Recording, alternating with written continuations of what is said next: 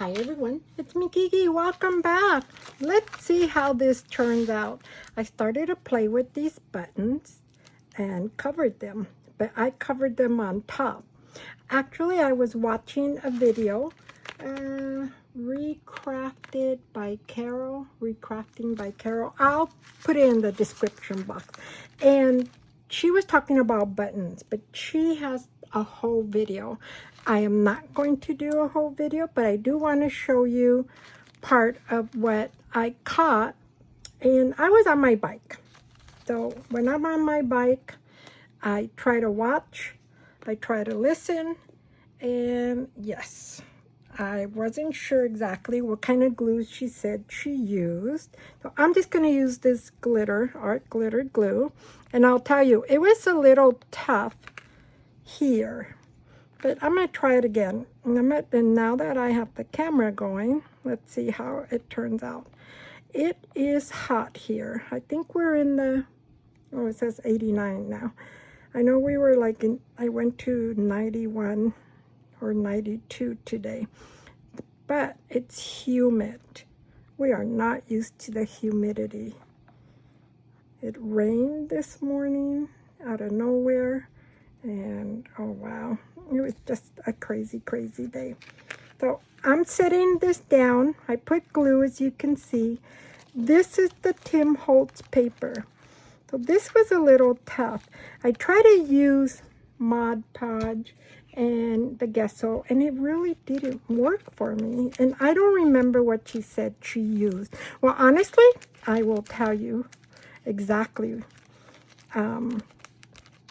well, not what she used. I'm going to have to tell you how she did it. She didn't glue any papers, as far as I'm aware of, on top. She did it on the bottom. And my buttons are white. Her buttons were clear.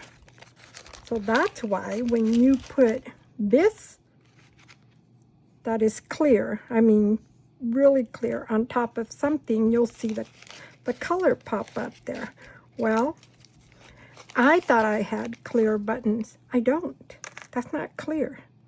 I have a lot of like old vintage buttons, and I really thought I had clear. I found one clear button. See all my other buttons? These are all vintage.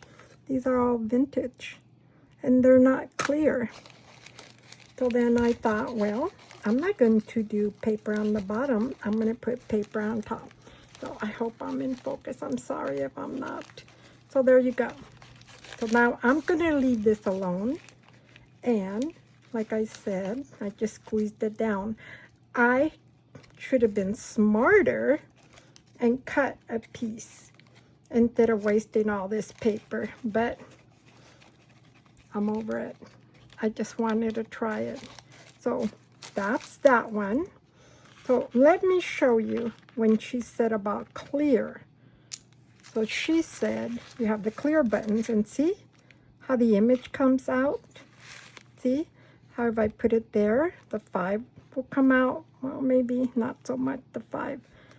Like this one. See?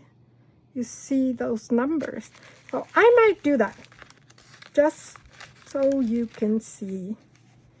And what I am going to do, I'm actually just going to pour glue here. And yes, even though this is white, it does dry clear. I'm just going to put it on top. I'm going to flip this a little bit because, there we go. See, I see the numbers. So once this dries, it should show the number completely. See that?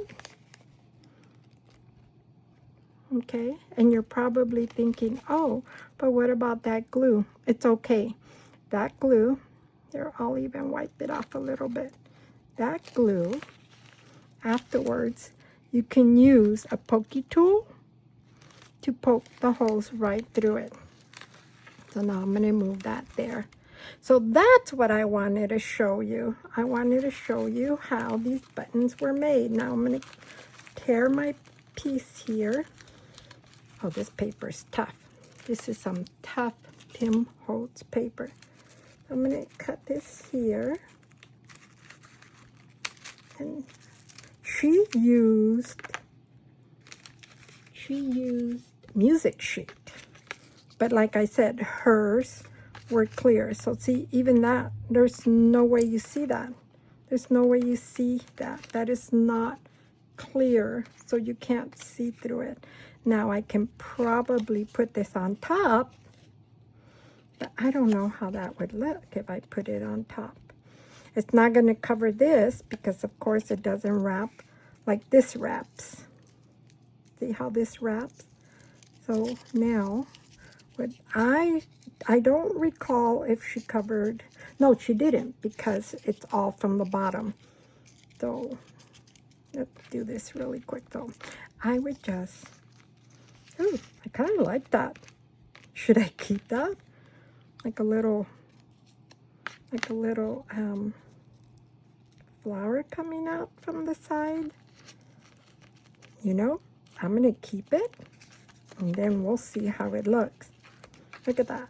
It's like half a flower coming out. Who would have thought that? Not me. So there you go. I'm going to keep that like that. And like I said, you could use the pokey tool or even your sharp little scissors. Poke through it. And then you could even sew it on this card. Isn't that cute? It kind of stands out with that right here. I could do that. So that's that. I'm still going to wait for this to dry. But see how you see the number? It's beginning to dry. So that might take a while. But I'm sorry, I wish I had another clear one and a big one. That would have been nice. That if I could put a big one like this and make a bigger button thing. So there you go. What do you think?